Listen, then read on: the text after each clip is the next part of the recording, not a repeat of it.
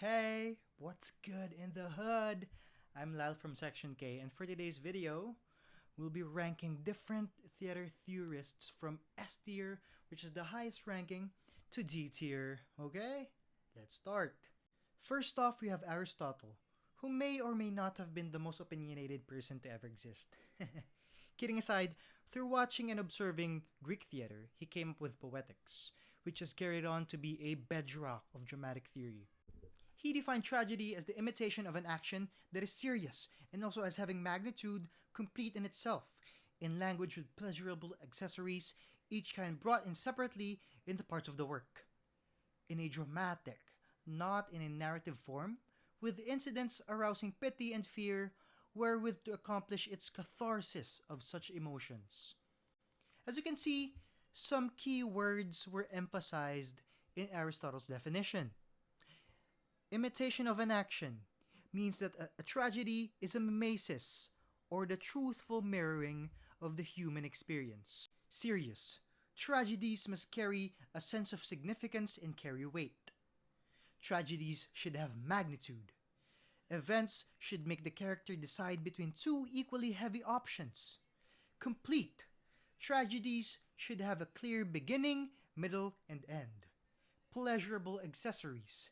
Elements have to come together and achieve unity. Speaking of unity, there are three unities. First, unity of action, which states that a play should focus on a main plot. Second, unity of time, which states that a play should occur within a time frame. And lastly, unity of space, which states that a play should occur in only one location. Next phrase, he stated that it should be brought in separately. With their unity, each element should also be distinctive. Dramatic. Tragedies should be performed and with action, not just narration. Incidents arousing pity and fear. Events in a tragedy that causes the downfall of a character should evoke pity and fear to the audience. Lastly, catharsis. Spectators should experience relief from repressed emotions and undergo the process of transformation, leaving the theater with a much better understanding of life and human nature from what they have seen in the play. Aristotle also came up with a hierarchy of elements in a play. The first element is the plot. A tragedy's plot should contain the following: peripeteia, that is the unfortunate reversal of circumstances; anagnorisis, the critical recognition in the story. Best seen in Oedipus Rex, peripeteia is when Oedipus went from king to exile, while anagnorisis occurred when Oedipus realized that he is the one causing the plague. The next element is the characters. They are the ones that pushes the play forward with their motivations. The lead character in a tragedy attains hamartia, meaning they are of a noble status but are flawed. Third, the thought.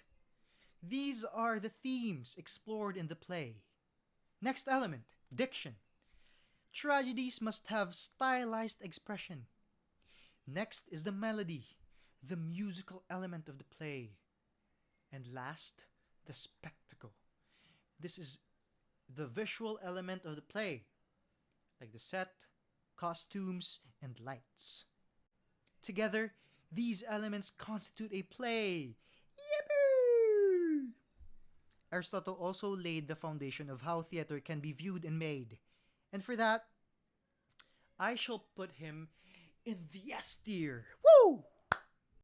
For our next theorist, we jump 2,200 years forward and talk about the father of modern acting, Konstantin Stanislavski. Stanislavski wanted to become a good actor, so he observed what actions the good actors were doing for them to be effective. Based on his observations, he came up with a system.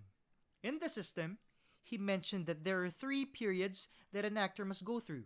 First, the period of study. This is where the actors begin to understand the text and understand the character they're portraying based on the text. Some key terms include given circumstances. These are facts about the character that determine their value system. Objective, what the character is trying to achieve. Obstacle, these are whatever gets in the way of achieving a character's objective.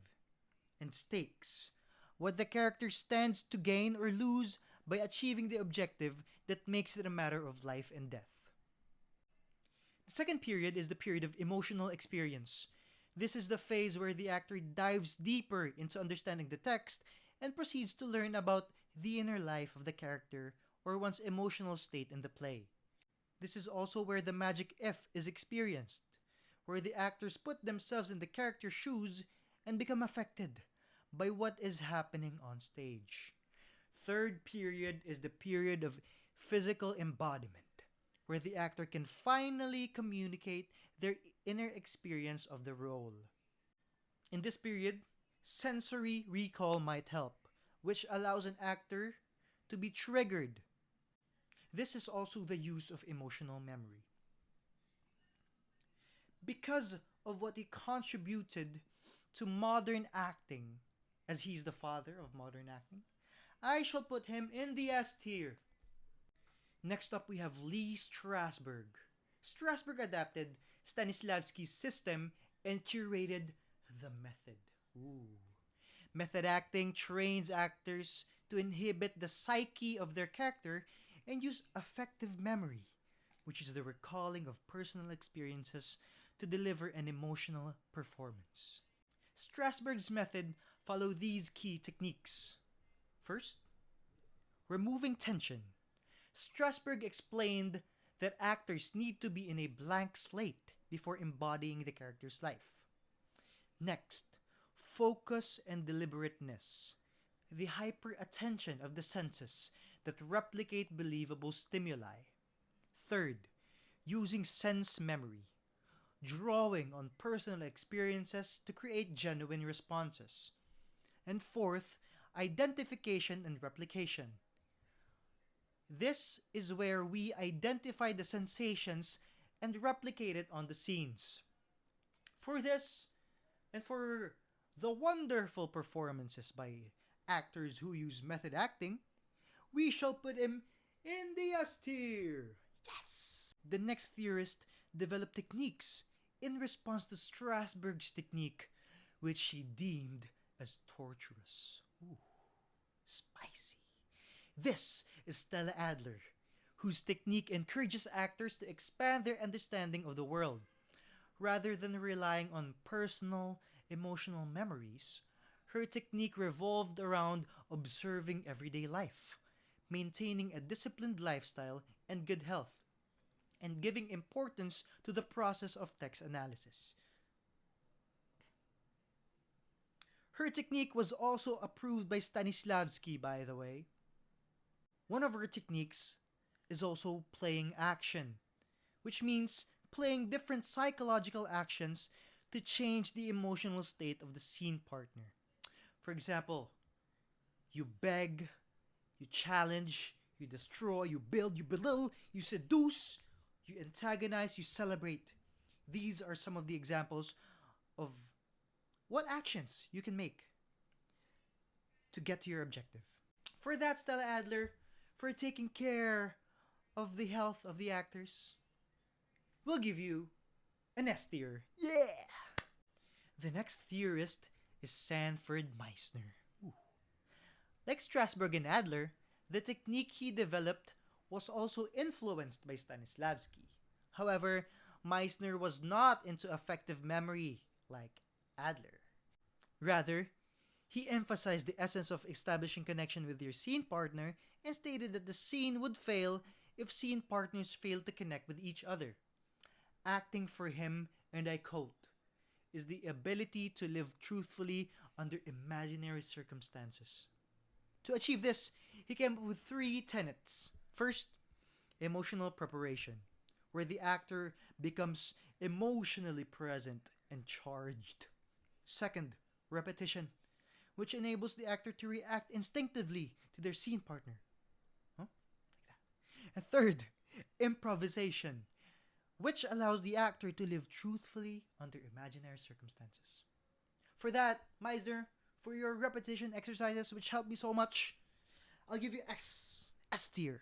Now, for the next couple of theorists, we move on from inner life, affective memory, and imaginary circumstances, and go towards exploring and activating the body for characterization.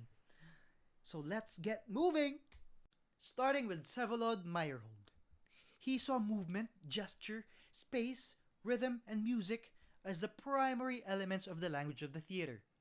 He developed biomechanics, which activates the body's ability to communicate emotion and story. Unlike realism, it teaches actors to explore movements for characterization. He believed that the psychological and the physiological are connected, and that emotions can be accessed through poses, gestures, and movements. With this, he developed a series of physical exercises called etude, which has 4 parts. First, otkaz, which is the preparation for action. Second, posil, which is the action in itself, with a clear intention and purpose. Third, stoika, the end point of an action. Lastly, tormos, which refers to how the action is done with fluid control. For that, Meyerhold, you will get an S tier from me. The next theorist is Michael Chekhov. He developed various techniques such as the ideal body, 4 brothers, the qualities of movement, and psychological gestures. Chekhov stated that the real body of a character can become an obstacle. So he formulated the ideal body, which is a body that you can step into. He also came up with 4 brothers, which for him needs to be present in all great works of art. The first brother, ease, is the quality to be relaxed and free. The second brother is the form, the quality to attain clarity and precision. The third brother, beauty, this is the aesthetic quality. And the fourth brother, sense of a whole, which is the cohesiveness of the qualities.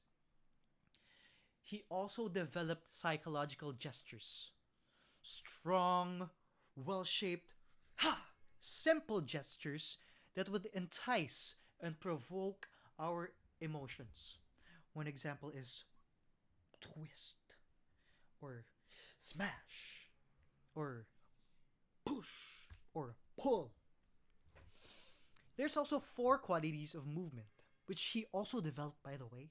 A lot of techniques. I know, right? First is molding. This is the quality that's thick and dense, like the air has become clay or mud.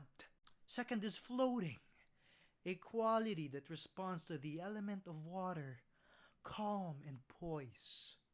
Third is flying, lightness and ease, like air surrounded by space. And the last, radiating, confident and powerful, light streaming out of our bodies. For all of those techniques, which I used, by the way, S tier. Yes! The next theorist is Bertolt Brecht, or Brecht. Brecht. Anyway, he innovated dramatic theater and gave birth to epic theater. Epic theater is the product of Brecht, or Brecht, wanting the audience to remain objective and unemotional so they can make rational judgments after having seen his shows. This was done through Verfremdungseffekt, or V-effect, or estrangement effect, a technique that creates a sense of distance between the audience and the narrative. These include narrative interruptions, actors holding placards, actors with multiple roles, montages, and breaking the fourth wall, to name a few. Brecht also developed gestus, which are defined character gestures that capture a distinct moment rather than focusing on emotion. Brecht wanted to expose the contemporary societal inequalities. So he used gestus to show how characters are informed by these realities. For this, Brecht, for innovating theater, S tier. Yes. Now, we've seen theorists that go from internal to external, and theorists that go from external to internal. The next couple of theorists combine both external and internal for characterization. First, we have Rudolf Laban. Rather than external to internal and vice versa, Laban's movement technique combines the external and internal for characterization. He published Kinetographie Laban, also called Laban notation, as a practical method for recording all forms of human motion. It denotes the human body moving as an object through space and time. He also analyzed forms of movement, called theoristics, that was a non-personal and scientific system. Generally called the Laban movement analysis, this serves as a model for conceptualizing and assessing how humans move their bodies. There are 4 categories of movement. First, the body, which is an understanding of what physical bodies are capable of and pushing this instrument to the limit. Second, the effort, where we understand why a character moves the way they do internally to help an actor physicalize the character. Factors of effort include space, weight, time, and flow. The third category is shape. This is why the body changes form during movement. These are the types of shape: shape forms, modes of shape change, and shape flow support. Last category is the space, which is the effective use of the stage. These include kinesphere and spatial intention.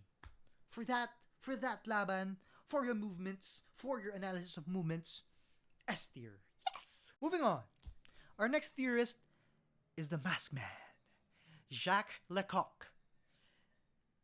His thing is the mask, because he believed that the mask allows actors to be more explorative with using their bodies to be able to communicate without using words. There are different types of masks. First is the neutral mask, which allows the actor to be in a state of readiness and receptiveness to everything around us with no inner conflict. That means every experience is fresh and new. The second mask is the expressive mask, which is also called the character mask. This mask depicts a character with conflict, history, and context. Because this mask already has a character, unlike the neutral mask, actors will be more specific with how they use their bodies. For example, the Jesuit mask, more like this, like that. Last is the larval mask. These are masks that aren't fully developed yet and lack human features. Because of these, it allows the actors to explore playfulness and expand their imagination following the impulse of their mask. For Lecoq's contribution to theater, we give him S tier. Yeah! The next theorists are Anne Bogart and Tina Landau, which came up with viewpoints. Viewpoints is a philosophy translated into a technique for training performers, building ensemble, and creating movement for the stage. We first discussed the viewpoints of time. These include tempo, which refers to how fast or how slow something happens on stage. Duration refers to how long an action continues. Kinesthetic response, which is the spontaneous reaction to motion which occurs outside of you. There's also repetition, which is the repeating of something on stage. We also have viewpoints of space. For this, we have shape, the contour or outline the body makes in space. Next is the gesture, a shape with a beginning, middle, and end. There are 2 types of gesture. First is the behavioral gesture. These are concrete gestures seen regularly in the physical world. Next is the expressive gesture, which expresses the inner state or value. Next viewpoint is architecture, the physical environment in which you are working and how awareness of it affects movement. Next is the spatial relationship, the distance between things on stage. Hello. Hello. There are also vocal viewpoints, which are pitch, dynamic, acceleration, deceleration, silence, and timbre, for making our lives easy during acting one. Bogart, Landau, you both deserve S. S tier for y'all. Now, we move on to our final three theorists. These three theorists go beyond getting into character, acting style, and the like. Rather, they break the bounds of what theater is, turning it into a whole new different space. First, Jerzy Grotowski. He established Theater Laboratory, a movement that redefined the art and a space for innovating theater as a whole. This was where poor theater was conceptualized, which relied on the power of the actor to convey character and setting. Other theatrical elements are removed, which evoke this raw and closer connection between the actor and the audience. With this, actors are challenged to be more focused and aware. Tenets of Grotowski's technique include human contact, silence, memory work, voice, and physical training.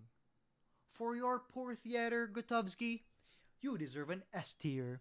The next theorist is Augusto Boal, who created the Theater of the Oppressed, which is designed as a theater for the revolution to inspire social change. Inspired by other theorists such as Brecht and Stanislavski, it empowers the audience due to its collaborative environment. One concept totally unique from any other theorist is the concept of the spec actor, which combines spectator and actor, allowing audience members to actively participate and shape the outcome of the play. Ooh. Here are the forms of the theater of the oppressed. First is image theater, where spec actors create tableaus that express oppressive situations. Next is form theater, where audience members intervene. Stop! Like that. Stop! Audience members intervene in the scene being shown by the actors. Third, legislative theater, which extends form theater to legislative contexts.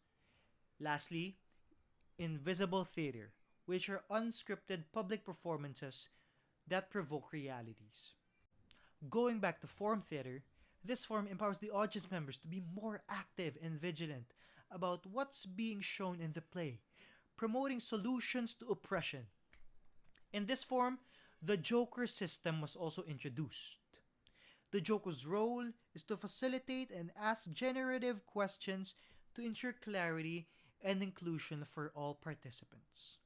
For his entirely different approach to theater and letting the audience members actively participate in the shows, Augusto Boal, you get an S tier. Yes! For our last, but certainly not the least, theorist, here's Peter Brook. As a theater practitioner, he stated that it was best to actually stay away from different theories. Rather, he wanted his actors to practically explore, examine, and act. He believed that as long as there's an empty space where the actors and audiences meet, theater is possible. In the empty space, he developed different kinds of theater. He developed immediate theater, which focused on stripping away superficial elements to reveal raw human emotions and relationships. There's also rough theater, which gives importance to simplicity, raw energy, and direct energy. Next, we have deadly theater, which is the predictable and conventional type, lacking vitality. Lastly, we have the holy theater, which aimed to reveal transcendental truths.